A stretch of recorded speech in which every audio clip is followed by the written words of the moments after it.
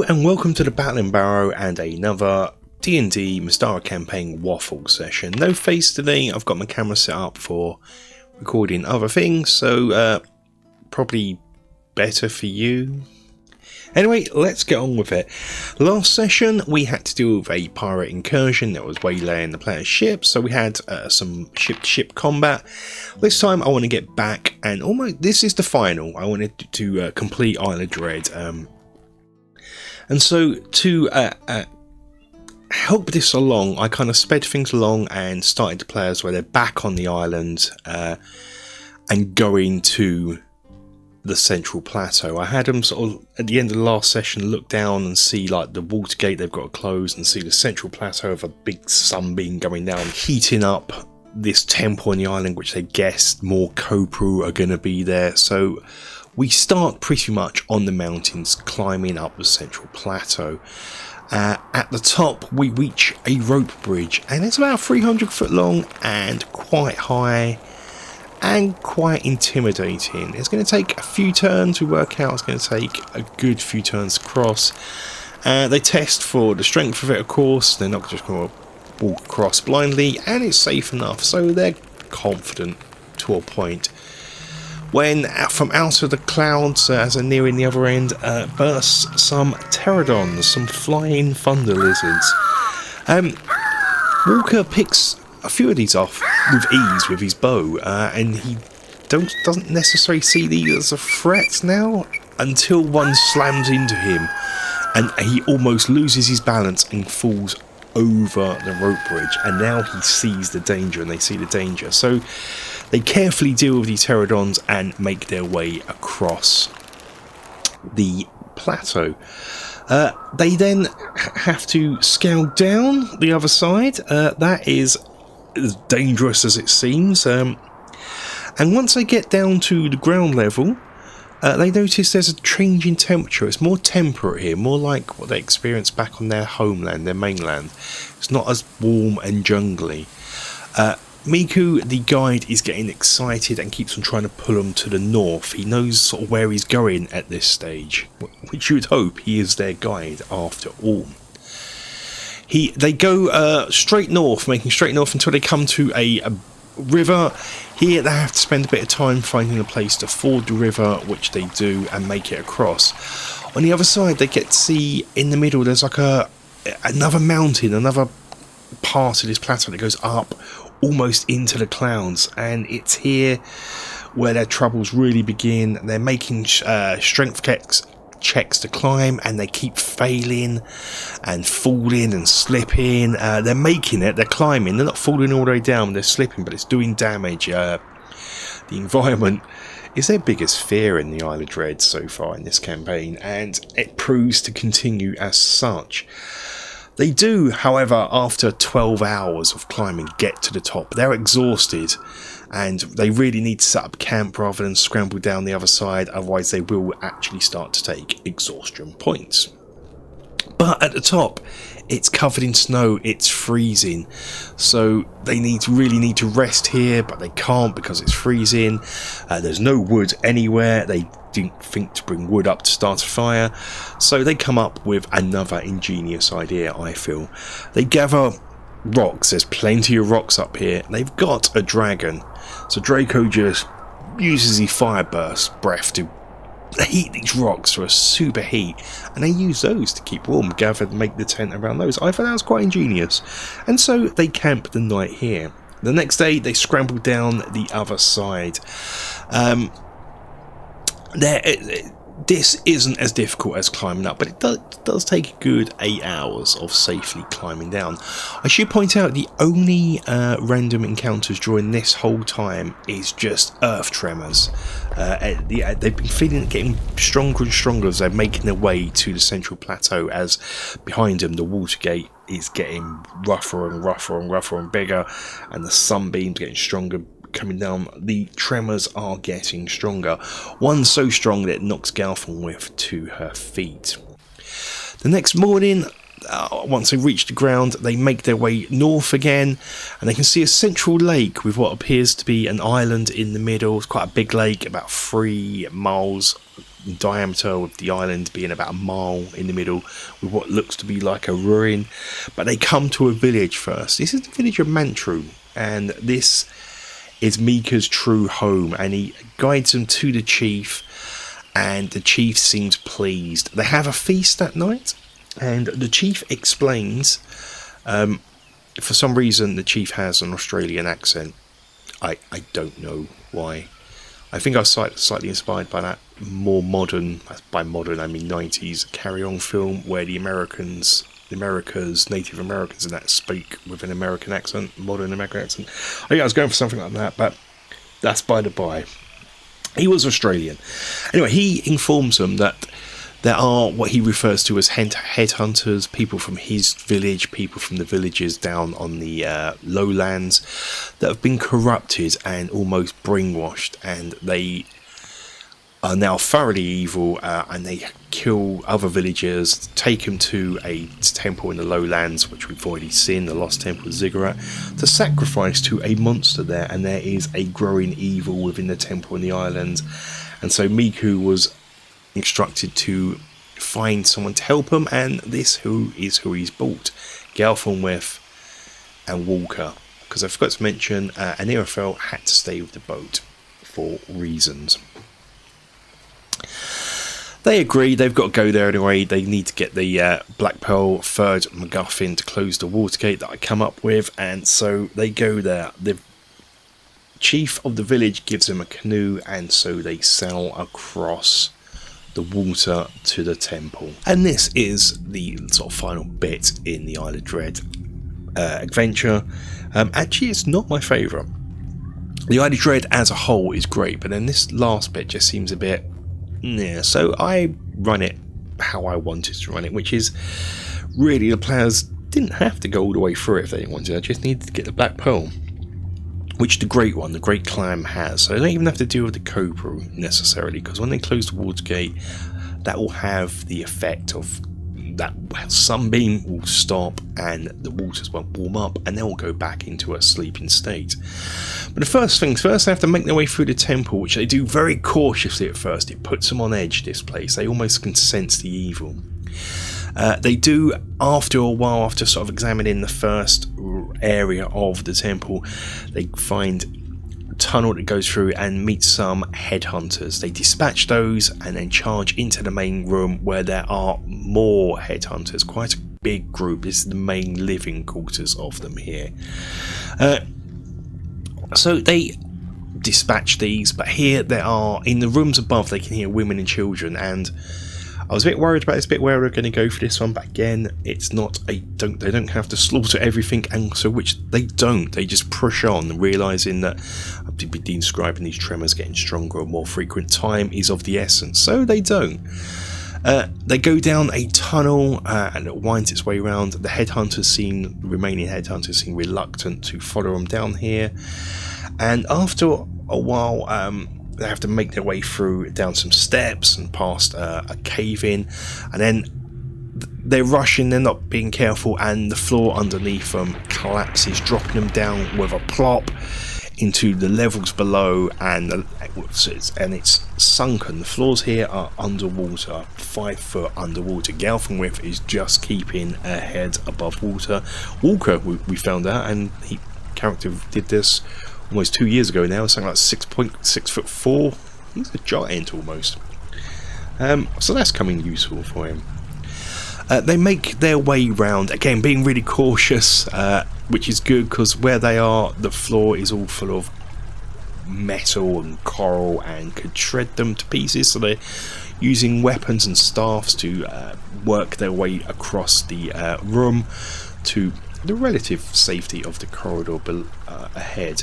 That branches to the left and right. They feel a pull to the right and enter a massive chamber. This seems deeper than normal. At the bottom they can see under the water some giant crabs, but in the corner they see a massive giant clam. This is referred to as the Great One. This is where they figured the Black Pearl is, and indeed it is. Galfenwith casting visibility. She has a spell to cast, make herself invisible. Walker has his ring, and so they make their stealthily across this chamber without disturbing the giant crabs. Well, kind of. They're sort of aware that something's here. I'm rolling all the time for them to see if they spot the players with disadvantage and what have you, and they don't throughout this encounter. But the giant clam has to be dealt with, or at least the pearl has to be grabbed. Walker makes a grab for it, but fouls his roll, and the clam slams shut on his arm. 1, doing damage, 2, put him in under the water. So now he's grappled, he needs to escape from this. He's taking damage from the clam crushing down on his arm, and he's going to be drowning soon. Galfenwith pulls out a potion of water breathing and manages to get it down his throat. She takes one as well, so they've now got an hour before that runs out. So that's something. And what I've realised during this one session was strength checks are the player's weakness, and it wasn't planned this way, but there was a lot of strength checks there. To get this shell open, it's a strength check with a DC 22, and they are failing it, and each time Walker fails it, and I'm sort of doing it almost in an initiative order. Walker, Galfenwith, Great One. So the Great One's turn, Walker just takes crushing damage, bludgeoning damage. It's 12 points a pop, and he's failing and taking 12 points, failing, taking 12 points, failing, taking 12 points. They work out if they can get something in there, they can use it as leverage, they'll get advantage on the strength checks. That still isn't any good. Galfenwith calls her pet dragon over to assist because he's like the strongest one out of them, but that fails. Walker fails. Walker's using his red steel blade in there as well to gain advantage, and they're just failing. And he's almost down. He is almost going to die. So he does the only thing he can think of: sever his own arm. It's an extreme plan, but it's going to work. He severs his own. So I should point out, just before this, and this is what makes it funny for me, they did get the clam open, the shell open. I think Draco passes a strength check and pulls it open. Galfenwith takes a dex check to snatch the black pearl while it's open, and I forget what happens, but Walker does something that causes the shell to shut on his arm again, taking 12 points of damage, and this is where he comes up to plan just to sever his own arm off, which he does. So they're free, they've got the black pearl, but Walker doesn't have an arm. He does have a ring of regeneration, which he gained last session or the session before, so he rolls to see when his limb will come back, and it's then now that his dice roll high, and in 6 hours or 7 hours his arm will begin to grow back. So how we do this in game is, if you've seen Deadpool with that baby arm growing, that's how his arm grows back. It doesn't just magically appear, it grows back that way. So next we have to get out of here. The only way is really forward, so they go through the door at the end by the Great Clam, go through a big long corridor, and they get to a bit where there's stairs going down that just feel evil. They just feel like something evil is down there. But next to them, these stairs, there is a well, and they decide, well, they look down, they can see it drops down about 200 foot, there's water at the bottom. They decide that's the way they're going to go, so they all jump into the well just off the bat. They know time is of the essence. They jump down the well, but at the bottom the water is boiling, so now they're taking fire damage, effectively, quite a bit of it. Walker is almost out anyway, and this almost takes him out even further, but they swing through to the other side. The stairs would have led down pretty much to the same area, just in a different part of it. This is the lower levels. There is caverns just sort of running. It's a big open vast cavern, but there are sort of pathways and bits where you can go down and up and wade their way through, but more importantly there is an ooze, a bubbling muck similar to what was in the Lost Temple, and they can see just beginning to stir, the more copal just beginning to rise. I didn't want to run this as a straight up combat and giving my players a chance just to escape, make it more exciting that way. They don't necessarily have to fight anything here, as long as they can escape quickly, and they use all their actions to dash, going through. I am having the corporal slowly begin to stir. They do try to use their mind control ability they have that the players didn't realise but now do, to try and stop them, but that all fails, and the players make it out for a door that I have that then leads to the surface world. After this, I kind of skip through time because I want to get them back to the ship. The whole point of this is to finish it. We're talking last session I had planned for this because I have bigger plans, and so we get back to the ship, and it takes 6 days, by which time Walker's arm has grown back. They arrive at the ship, bloodied, torn, but not necessarily defeated. They set sail for the Watergate. They can have a long rest now as well, and the rest of this is done in using ship rules, because this I might really want to bring this more into my campaign, the nautical aspect. So I know this was a deviation from how the Isle of Dread's meant to be run, but it worked for my world and how we're doing things. They set sail, and the items, of course, will be destroyed in this. It's the Gem of Acrity, the Ring of Cali, and the Black Pearl. They're used in a ritual that Galfenwith has to study, and her backstory right from episode 1, where she stole a book, and from there it's been hinted at that that book contains information about what we've been running. The Katabra from Night's Dark Terror is part of this world thing from the other side, and so she manages to use an arcane check to decipher some text that is the ritual she needs. This book is effectively the Necronomicon. She performs it, but as she's performing it, there is a tempest going with the whirls around the ship. The ship's taking damage. Tentacles of this great monstrous old one begin to come through, and I had no plans for this, by the way. That was just a bit of pressure and a bit of fear into players. I didn't know what would happen if they failed. I let the players decide how the ritual was. It's down to them to decide what they were doing, and Galfin was the one that read it in the book. So yeah, she came up with something, improvised how she was going to cast this ritual using these items, and she described it, and it was really well. I was really happy for it. But yes, then the gate is closed, and there was almost instant silence as this storm and this waves and just dissipate, and there's a calm afterwards, and the players just decide to go home. The Isle of Dread's been, well, just that, dreadful for them. There has been so many near deaths that they decide to go back to the safety of what they know, the mainland, Port Black Sand. They're going to stop off at Irendi to stock up on some bits, some cannons, some black powder, and that's where we get it from in my version of Mystara.